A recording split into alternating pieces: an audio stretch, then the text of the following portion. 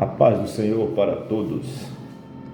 Deus em Cristo abençoe a cada irmão nesse dia especial. Vamos fazer um rápido comentário sobre a lição de número 5, que vai ser dada no dia 30 de abril de 2023, no domingo, último dia deste mês. O tema desta lição é motim em família, lembrando aos irmãos que nós estamos estudando sobre relacionamento em família. Então agora vamos estudar sobre motim em família, é o tema da nossa lição.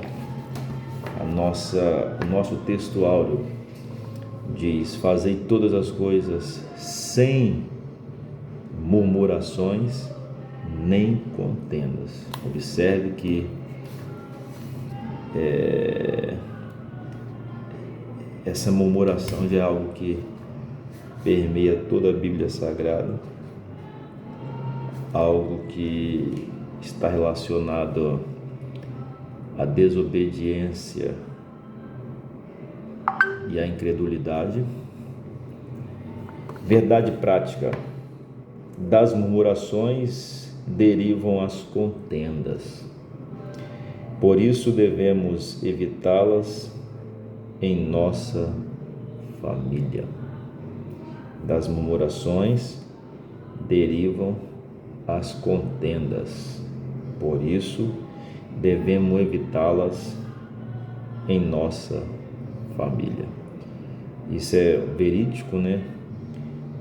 As murmurações, essas queixas, essas lamúrias, murmurar baixo, reclamar, queixar-se, sempre vai levar a dissensão, a brigas, né?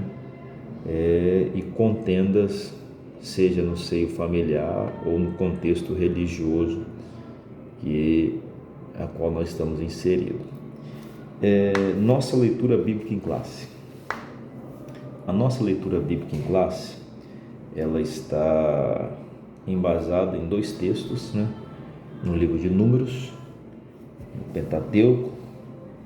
No Pentateuco, o livro de Números, capítulo 11 e o capítulo 12. Capítulo 11 e o capítulo 12. Nós vamos estar lendo e de maneira bem pausada, possamos também estar fazendo alguns comentários, né? Motim quer dizer aquele que se rebela contra a organização, autoridade ou sistema, seja ele militar ou civil, que infringe regras, né? E deveres e obrigações. Criam motins por isso. Mas vamos lá, para o texto. Primeiro texto, 11, de 1 a 7. 11, de 1 a 7, a murmuração dos israelitas. Eu vou ler na Bíblia, que assim te possa estar acompanhando e fazendo algum apontamento. E aconteceu que, queixando-se o povo, lembrando aos irmãos que existe um adágio popular que diz que a voz do povo é a voz de Deus. Isso não tem base bíblica, né? A voz do povo nunca foi a voz de Deus. O governo de Deus é um governo teocrático, Deus no centro do governo. Era mal aos ouvidos do Senhor, porque o Senhor ouviu e a sua ira se acendeu, e o fogo do Senhor ardeu entre eles e consumiu os que estavam na última parte do arraial. Então o povo clamou a Moisés, e Moisés orou ao Senhor, e o fogo apagou. Observe que o texto está dizendo que essas murmurações, essas queixas, essas reclamações chegaram aos ouvidos de Deus. E a ira de Deus se acendeu contra esse povo que estava murmurando e consumiu parte do que estava no final dessa fileira de tendas, né, ou de cabanas que o povo estava caminhando no deserto. Consumiu a parte final. E o povo, percebendo que o fogo do Senhor descia sobre eles e consumia parte deles, eles clamaram a Moisés para que Moisés orasse ao Senhor. Então Moisés, como líder exemplar, respeitoso, com relacionamento face a face com Deus, ele vai orar ao Senhor e o fogo vai apagar. Versículo 3: pelo que chamou aquele lugar Taberá, porquanto o fogo do Senhor se acendeu entre eles. E o vulgo que está no meio deles veio a ter grande desejo, pelo que os filhos de Israel tornaram a chorar e disseram: quem nos dará carne a comer? Observe que nessa passagem aqui nós temos duas queixas do povo, né? O povo começa a murmurar, depois o povo começa mais uma vez a ficar desgostoso, queixoso e a chorar, né? E perguntar sobre o que eles vão comer, né? Aí eu continuo: lembrando dos peixes que no Egito comíamos de graça, e dos pepinos, e dos melões, e dos porros, e dos cebolas, e dos alhos. Observe que a queixa do povo era algo sem fundamento, sem fundamento e sem base para queixar-se e murmurar do Senhor e principalmente do seu líder Moisés. Por quê? Deus envia o libertador para a nação de Israel.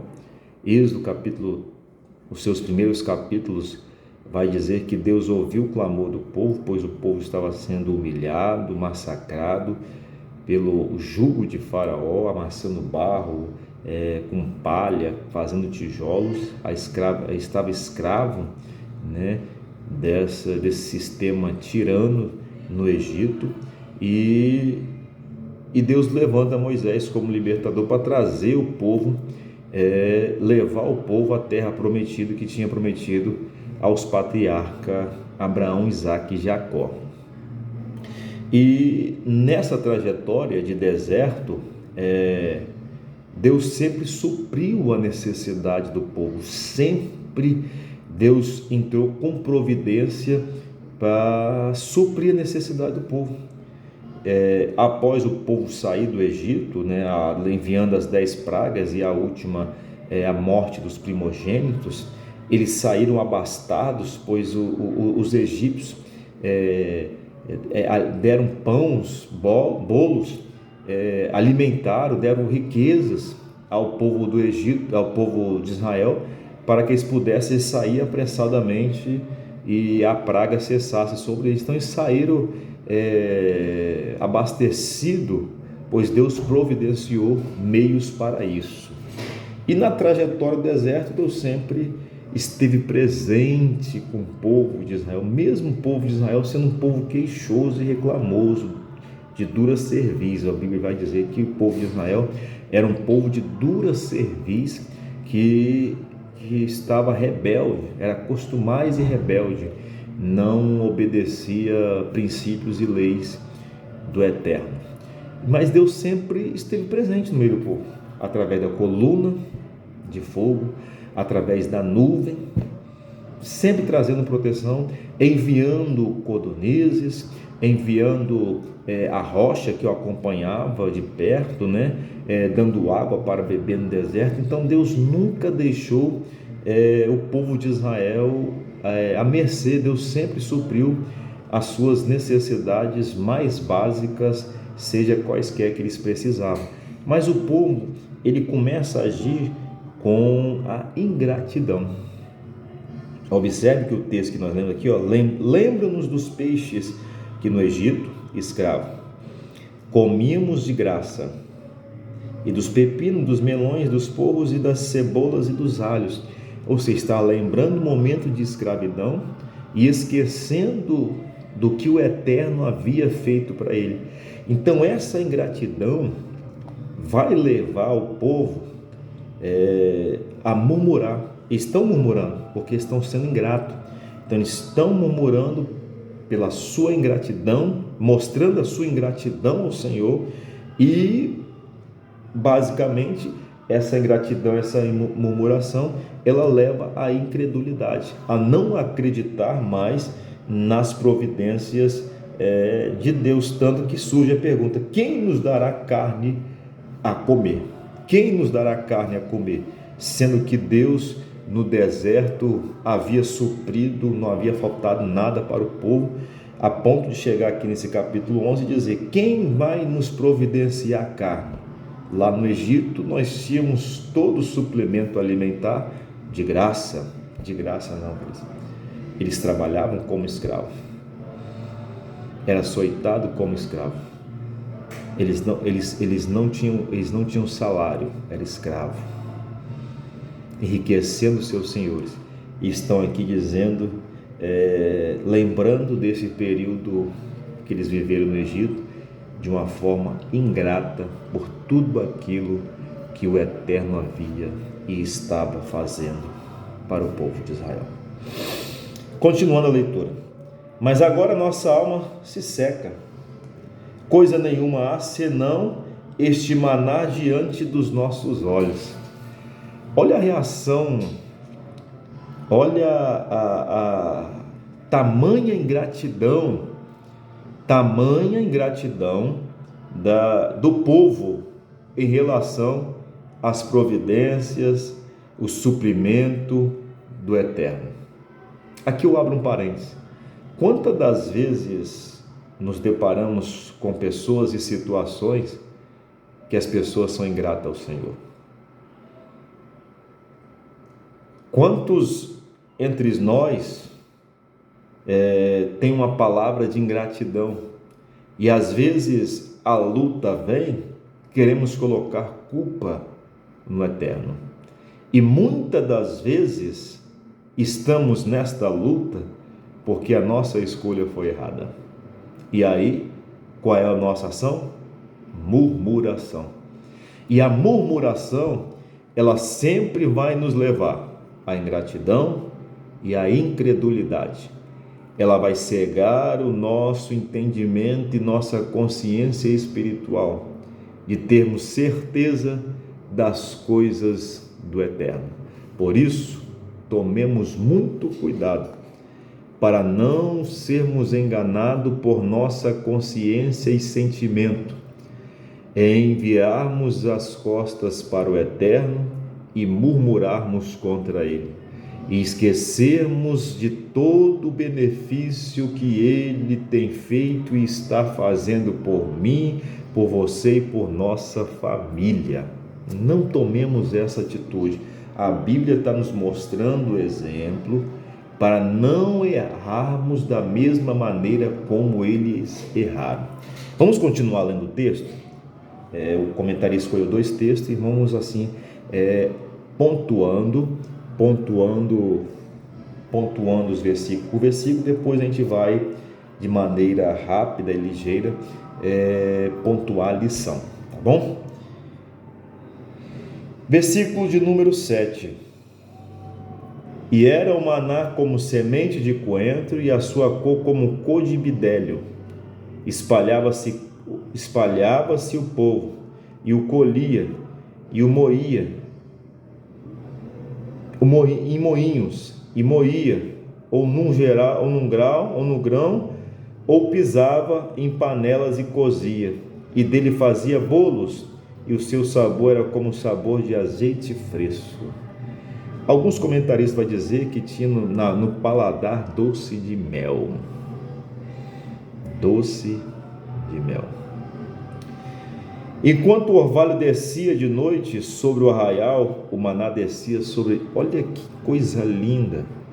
A providência do Eterno, o amor, a misericórdia, a compaixão do Eterno em relação à nação de Israel, que tirara do Egito. Olha como Deus estava no cuidado genuíno e divino providenciando para o povo, mas o povo já estava farto do maná. Cuidado, quando nos acostumamos com o sagrado, nós profanamos o mesmo. Eles acostumaram com a providência divina e profanaram o mesmo. Tome cuidado. Continuando a leitura. Então Moisés ouviu o choro do povo pelas suas famílias, cada qual à porta de sua tenda, e a ira do Senhor grandemente se acendeu, e pareceu mal aos olhos de Moisés. O maior perigo de cometermos esses pecados de ingratidão, murmuração e a falta de fé em Deus, Deus agir com a sua ira. Deus é amor, mas também é fogo consumidor. E o fogo da justiça divina, ela não age com parcialidade, ela é imparcial, ela julga com a sua reta justiça. Julga com a sua reta justiça.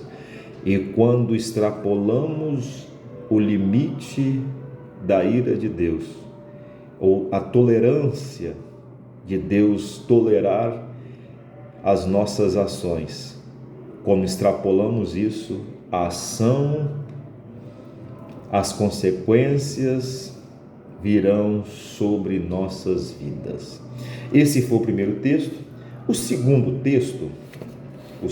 texto está em capítulo 12, versículo 1 ao 8, também uma ação temerária, de murmuração, de queixas e de reclamações em relação à autoridade do líder Moisés. Lembrando vocês que Moisés foi um homem que Deus escolheu para libertar o povo de Israel e trazer a lei para que o povo vivesse e conduzisse através desses princípios que Deus estabeleceu para a nação de Israel. E Moisés era um legislador, era um profeta, era um homem que estava em plena comunhão, um homem santo, e a Bíblia vai dizer que era um homem mais manso da terra, era um homem manso, e essa ação de seus irmãos leva a consequência e a ação divina na tratativa desse pecado. Vamos lá, capítulo 12.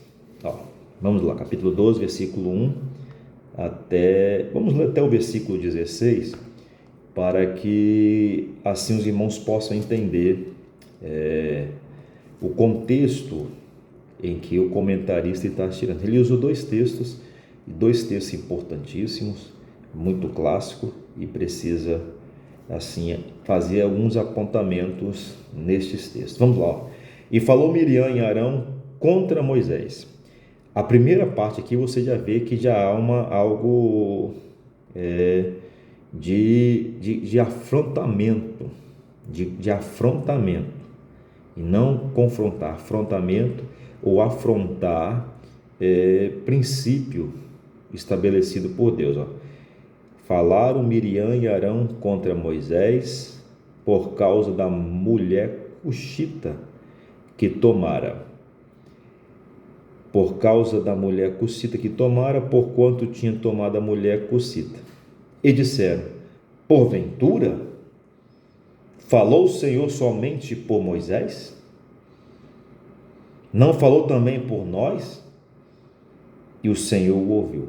Observe, queridos, observe que o Deus está tomando partido em relação à queixa e o afrontamento de Miriam e Arão contra Moisés. O próprio Deus se levanta para defender o teu servo, o líder Moisés. Moisés era um líder exemplar. Era um líder exemplar que tinha paixão pelo povo e compaixão pela necessidade do povo. Inúmeras vezes Moisés sempre se colocou como mediador entre Deus e o povo e Deus, para que Deus não consumisse a todos de uma vez. Moisés sempre se colocou como mediador entre o povo. Observe que o próprio Deus entra em defesa em favor de Moisés. O Senhor o ouviu. E era varão Moisés muito manso, mais do que todos os homens que havia sobre a terra. E logo o Senhor disse a Moisés e a Arão e a Miriam: vós três saí à tenda. Deus chama os três irmãos: sai da tenda. Então o Senhor desceu na coluna de nuvem e se pôs à porta da tenda. Depois chamou Arão e a Miriam, e eles saíram ambos. E disse: ouvi agora minhas palavras. Se entre vós houver profeta, eu, o Senhor, em visão a ele me farei conhecer, ou em sonho falarei com ele. Deus não desprezando as multiforme graça de manifestação do Eterno, de se apresentar ao homem, de se revelar ao homem, seja em visão ou seja em sonho. Deus falando que fala para os homens de multiforma, entendeu? Mas aí ele vai continuar aqui, ó. Não é assim com Moisés, meu servo, que é fiel em toda a sua casa. Não é assim, ó. Eu me apresento para muitos, seja em sonho, seja em revelações, seja em visões, seja de multiforme, seja como é que for, mas para o meu servo Moisés não é desta maneira. Aí ele vai continuar. Falarei com ele. Não é assim com o meu servo Moisés, que é fiel em toda a minha casa. Boca a boca falo com ele, e de vista e não por figuras, pois ele vê a semelhança do Senhor, pois não tivesse temor de falar contra meu servo, contra Moisés, não tivesse temor. Olha que Deus está falando para os dois. Eu me revelo para os homens, seja em sonhos, seja em visões, seja através de figuras, de revelações. Eu me revelo aos homens, mas para Moisés, meu servo, eu falo com ele face a face. Deus está dizendo: para Moisés eu tenho intimidade, com Moisés eu tenho diálogo, eu converso com Moisés, eu tenho um diálogo com Moisés diariamente, falo com ele face a face, boca a boca. Ele fala, eu escuto, eu falo, ele me escuta. E vocês não tiveram temor? Não tiveram temor de falar contra meu servo? Contra Moisés? Outra faceta da murmuração e da ingratidão, ela tira de dentro do cristão o temor. O temor. E o temor sempre vai estar relacionado à incredulidade e à falta de confiança. Sempre. Sempre, sempre, sempre. Assim a ira do Senhor contra ele se acendeu e foi-se. Observe que, ou seja, a tolerância já tinha chegado. Observe que aqui o casamento de Moisés com a mulher foi só um pretexto para poder mostrar o sentimento que estava no coração desses dois homens, dos dois irmãos que estavam com inveja, com ciúme da liderança de Moisés e do seu relacionamento dele com o Eterno. Aí vai dizer o versículo 10: e a nuvem se desviou de sobre a tenda, e eis que Miriam era leprosa como a neve. E eis que Miriam era leprosa como a neve, e olhou Arão para Miriam, e eis que era leprosa. Pelo que Arão disse a Moisés: Ah, Senhor meu, ora, não ponha sobre nós este pecado que fizemos loucamente, e com que havemos pecado. Ora, não seja ela como morta, que saindo do ventre de sua mãe, tenha metade de sua carne já consumida. Clamou Moisés ao Senhor, dizendo: Ó Deus, rogo-te que cures. E disse o Senhor a Moisés: se o seu pai cuspia em seu rosto, não seria envergonhada 7 dias? Costumes da cultura antiga, né? Os pais cuspiam na face, as pessoas ficassem envergonhadas. Esteja fechada 7 dias fora do arraial, e depois a recolha. Assim Miriam esteve fechada fora do arraial 7 dias, e o povo não partiu, até que recolheram a Miriam. Porém, depois o povo partiu de Azerote e assentaram o arraial do deserto de Parã. Só deram continuidade à caminhada no deserto só depois de ter recolhido ela, de estar apartada, né? Porque a lepra era algo contagioso, e segundo os princípios da lei de Moisés, o leproso deveria ficar em lugar isolado até que passasse esse período da lepra. E assim fizeram com Miriam. Após ter sido restabelecida a sua pele, eles continuaram a sua jornada, a sua trajetória no deserto. Esses foram os 2 textos, né, que foi comentado pelo comentarista. Vamos lá agora aqui. A nossa lição está dividida em 3 partes. Dei aqui uma rápida pincelada e aqui está dividido em 3 partes, né? 3 partes fundamentais. A primeira parte vai falar sobre a influência negativa da murmuração. A negatividade da murmuração sempre traz contágio para as demais pessoas. Sempre vai contagiar algumas pessoas. Assim nasce o motim.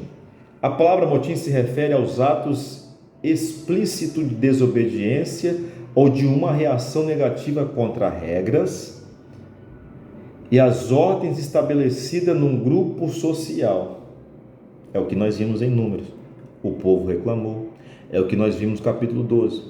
Arão e Miriam reclamaram, ou seja,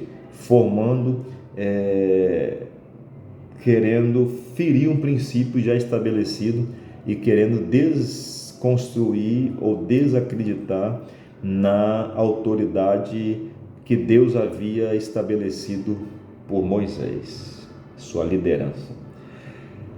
Aí vai falar aqui, o primeiro ponto é dividido em 3 pontos: a murmuração, né? O nascimento do motim, a primeira queixa, a segunda queixa e a terceira queixa, né? A primeira queixa é o povo, né, reclamando, né, na sua queixa, e a terceira queixa é o capítulo 12, acerca de Arão e Miriam na liderança de Moisés, ou questionando que o Senhor só falava por Moisés e não por nós, né, que eles eram profetas. Observe que Miriam e Moisés eram 2 referências também de liderança, né? Arão, sumo sacerdote, né, o primeiro, e Miriam, profetiza. Eram lideranças espirituais, né? Lideranças espirituais. A murmuração e a queixa, ela sempre vai estar relacionada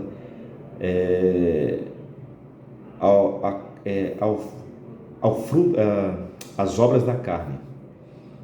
Vai estar relacionada sempre às obras da carne, né? A murmuração é maledicência, falar mal, queixar-se, desejar o mal para alguém. Mas o princípio primordial ou basilar da murmuração em relação a Miriam e Arão vai estar relacionada à inveja e o ciúme. A inveja e o ciúme. E a palavra inveja e ciúme ela tem um significado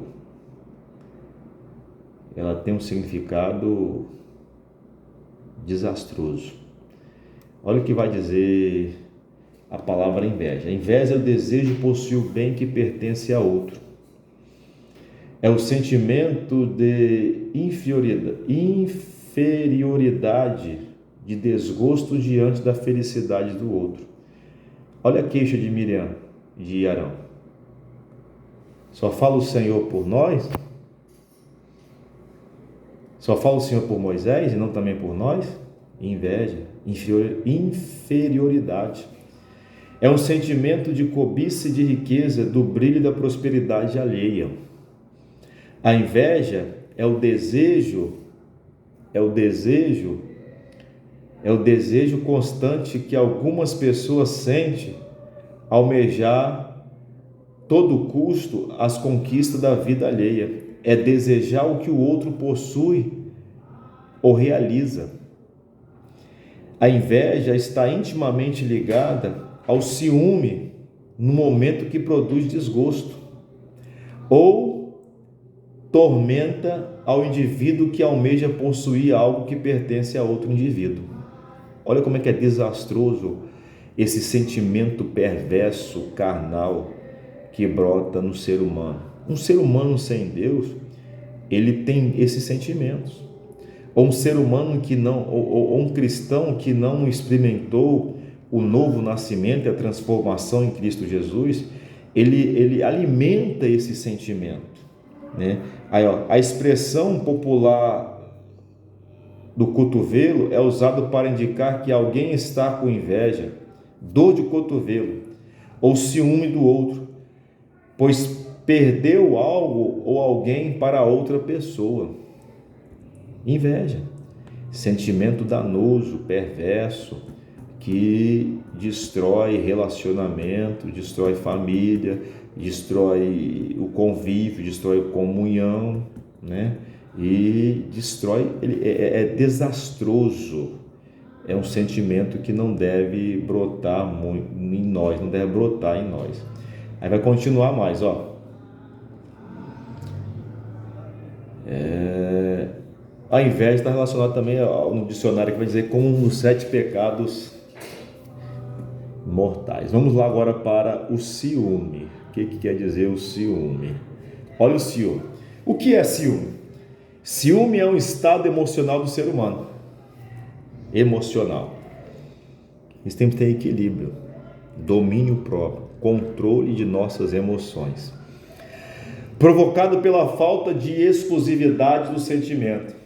Ou seja, o ser humano, ele quer ser exclusivo, ele quer ter exclusividade, quer estar no holofote, quer ser aplaudido, quer ser exclusivo, né? Como diz aí no ditado popular, ele se considera, as pessoas têm que considerar ele como a última bolacha do pacote, né? Mas não é assim. Da dedicação e do cuidado da pessoa com quem se gosta. Ele se apresenta como uma reação complexa de qualquer indivíduo a uma ameaça perceptiva a algo que se possui, uma relação valiosa ou que tenha apreço. Normalmente o ciúme é manifestado na falta de confiança no sentimento do outro, que é transformado em medo de perder o parceiro. Este é um sentimento natural característico dos seres humanos, provocados pelo receio de que o indivíduo qual se gosta não tem exclusividade em dedicar seu afeto a uma única pessoa. Ciúme, ele quer a pessoa só para ele, né? Ele quer aquilo só para ele. Esse é o ciúme. Então esses dois sentimentos, ele provoca reações de murmuração, de queixa, né? Provoca a reação de maledicência, de murmurar, de dizer mal, e é algo extremamente danoso para o seio da família, o convívio da família, o convívio do contexto de igreja, de comunidade cristã. Então devemos tomar muito cuidado com isso, amém? A inveja na família, aqui no ponto 3, vai dizer aqui, Por isso, serem mais velhos que Moisés e Miriam e Arão, queriam ter um tratamento protagonista como o de Moisés. Queriam estar em evidência, queriam ser como Moisés. Inveja. A inveja na família é um sentimento perigoso e pode trazer consequências desastrosas para o convívio familiar. Você vê o exemplo dos filhos de Davi, né? Absalão, né? Que matou o seu irmão. Vê outros exemplos também, ou seja, a inveja ela sempre vai trazer destruição. Observe que Saul, com inveja de Davi, enquanto Davi estava próximo do palácio, ele tentou destruir Davi e matar de todas as maneiras. Quando Davi se afastou do palácio, ele sossegou. Mas enquanto Davi estava na região do palácio, a inveja tomou conta do coração daquele líder, que ele queria de todas as maneiras destruir Davi, a ponto de esquecer de governar e de liderar a nação de Israel e só se preocupar com o pequeno Davi, né? Tamanha a inveja, ela cega, né? A realidade e nos leva a ficar doente, leva a pessoa a ficar doente emocionalmente e sentimentalmente. Então tomamos cuidado com esses sentimentos para não tomar conta de nossa vida espiritual. Nós, como cristãos, temos que desenvolver em nós o fruto do Espírito imediatamente. Observe que Moisés, de maneira ou em momento algum, ele agiu com espírito de vingança, né? Com sentimento de vingança e destruir seus irmãos. Ainda que ele fosse o líder da nação, mas ele não podia ferir princípios, né? Ele não podia se colocar no lugar de Deus e destruir os irmãos. Ele simplesmente agiu com espírito de mansidão, equilíbrio e controle, de um homem pacificador, a ponto de orar e interceder em favor de Miriam a Deus, para que Deus a curasse de sua lepra, a ponto de orar pela nação, para que a nação fosse perdoada dos seus atos pecaminosos, de infringir a lei, das suas rebeliões. Então Moisés é um exemplo de liderança que precisamos copiar, né? São modelos, né? O modelo disso é um modelo que não podemos, em momento e hipótese alguma, alimentar, né, espírito de vingativo, né?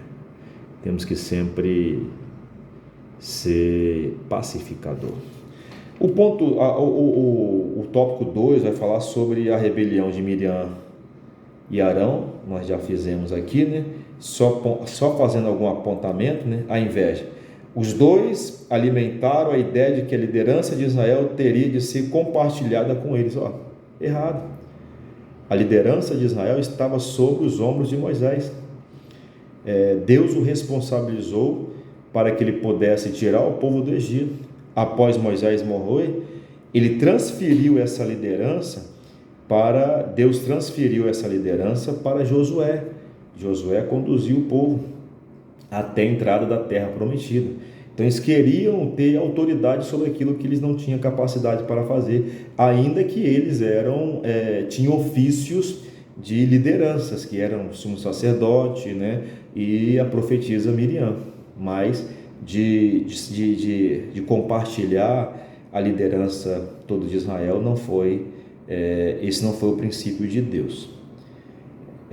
Era uma profetisa e Arão um sumo sacerdote. Por isso eles julgaram ter a mesma autoridade que Moisés, o irmão mais novo. Veja que a liderança era de Moisés, mas Miriam e Arão achavam-se no direito de liderar o povo. Estavam completamente enganados acerca dos princípios estabelecidos pelo Eterno. Ainda que eles eram auxiliar de Moisés,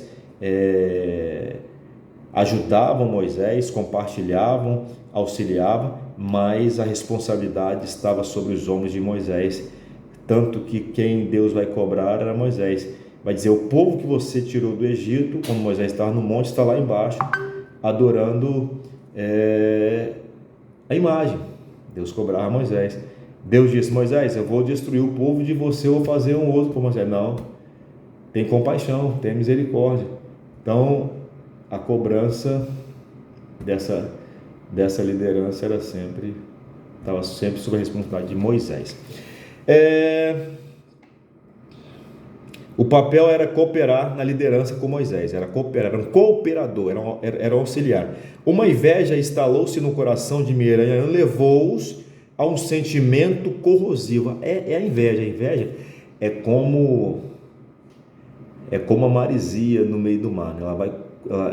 Ela destrói a ferragem, vai corroendo, enferrujando e vai só esfarelando até não ter mais nada. Ou seja, é corrosivo, é tóxico, ela destrói. A inveja, ela destrói. A pessoa que alimenta o sentimento de inveja, ela não prospera na sua caminhada, no seu relacionamento com Deus e com o seu próximo, porque ela está sempre com sentimento de inveja se consumindo dentro dela. É perigoso. Advindo do desejo de querer o lugar do outro. Tudo isso contra o próprio irmão. Esse mesmo sentimento é perigoso nos dias de hoje, quando a inveja se está no centro da família. As consequências podem ser trágicas. O ponto 3, Moisés, um homem manso e humilde. Isso aqui eu já falei. Moisés, ele não revidou a atitude de seus irmãos. A pessoa que tem o caráter de Cristo desenvolvido na sua vida espiritual, através das evidências do fruto do Espírito, ele não alimenta sentimento de vingança jamais. Olha que atitude de Moisés: ele não revidou a atitude de seus irmãos. Sua mansidão era uma qualidade de caráter que distinguia dentre outros homens. Temos desenvolvido o fruto do Espírito? O fruto do Espírito precisa ser desenvolvido em nós. Mas aqui, na mentalidade mundana, ser manso pode significar fraqueza e covardia. Esse é o sentimento do mundo. Com uma pessoa que é mansa, humilde, equilibrada, vai dizer que é um covarde e um fracote. É sinônimo de fraqueza e covardia. Mas no ensino bíblico implica capacidade de exercer autocontrole, domínio de si mesmo. Assim, a mansidão é uma das qualidades do fruto do Espírito. Temos que desenvolver. Moisés teve essa serenidade para agir com firmeza, sem se deixar arrebatar pela ira. Na ira não opera a justiça de Deus, irmão. Na nossa ira não opera a justiça de Deus. Não opera. Temos que desenvolver o fruto do Espírito, confiar em Deus através da oração, promover a comunhão, pacificação, a paz de Deus que excede todo entendimento, guardando os nossos corações, da onde brotam os sentimentos ruins.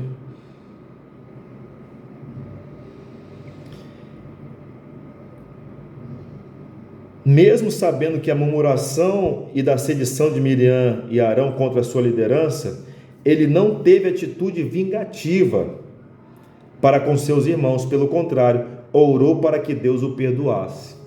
Olha o exemplo de Moisés, um líder máximo. Olha a atitude. Como líder, ele podia: vocês estão fulminados, vou levar vocês para o arraial para que a nação apedreje vocês. Vocês estão se levantando contra a minha liderança. Não. Orou para que eles fossem perdoados, porque o sumo sacerdote Arão perdoa a nossa loucura. O nosso papel é orar, é confiar. acreditar de que as pessoas podem mudar e elas querem mudar, acreditar nisso. O fardo da liderança, a respeito do peso da sua liderança com os hebreus, é um peso, queridos. Aqui vai falar da separação dos 70 para que pudesse auxiliar na sua liderança, para que o fardo não pudesse ser pesado, pois Moisés já ficou a ponto de desistir de conduzir o povo, mas Deus vai lá e separa os anciões, enche do Espírito para que eles pudessem auxiliar Moisés nesse cargo. Mas olha que ponto interessante aqui, ó. É uma bênção quando o Espírito Santo é derramado sobre a família. No lugar do ódio, o amor é gerado. No lugar do ciúme e da inveja, há uma parceria e comunhão. Que o Espírito Santo opere o caráter de Cristo em nossa família. Queridos, nós não podemos viver só de palavra, precisamos evidenciar com as nossas ações que estamos desenvolvendo o caráter de Cristo, seja no seio familiar, no contexto da igreja, no contexto da sociedade que estamos inseridos. Precisamos desenvolver o fruto do Espírito, o ódio, o ciúme, a inveja, a maledicência, a maldade não pode estar dentro do coração de um cristão. Desejar mal para o outro, caluniar o outro, caluniar, falar mal, não pode estar dentro de um coração de um cristão. Precisamos voltar para a cruz e experimentarmos o caráter de Cristo e desenvolver nas nossas ações que fomos transformados pelo Eterno. Amém? Toda rebelião, ela tem a consequência. Deus tem ação. Deus puniu através, nós lemos no texto, através da lepra de Miriam ficou leproso. Vamos ler a conclusão para nós estarmos finalizando aqui, tá bom, queridos? O motim levantado por Miriam e Arão tinha como causa a inveja da autoridade delegada por Deus. Inveja da autoridade delegada por Deus. Aquilo que é delegado por Deus, não podemos ferir seus princípios. Logo, as consequências de atitudes como essas produzem grandes prejuízos morais e espirituais na família. Morais e espirituais na família. Por isso o apóstolo Paulo aconselha que andemos no Espírito, para que as obras da carne não dominem as nossas atitudes. É tempo de muita prudência. Então andemos em Espírito para que as obras da carne não dominem as nossas atitudes. Precisamos colocar nossa carne na cruz do Calvário, crucificar. O nosso eu não pode estar em evidência. Precisamos queimar a carne no altar de sacrifício para que possamos ser uma nova criatura e desenvolver em nós o fruto do Espírito. Amém? Que Deus em Cristo abençoe. Tenha uma excelente aula. Se você gostou, deixe o seu joinha, deixe a sua sugestão, pois é muito válida para nós, que seja sugestões construtivas para que possamos estar melhorando. Estou aqui usando uma sugestão de uma irmã e possamos, comente no vídeo, se inscreva no canal. Se você gostou, se inscreva no canal, compartilhe, nos ajude a divulgar a palavra do Eterno. Amém? Que Deus em Cristo abençoe uma ótima escola bíblica dominical.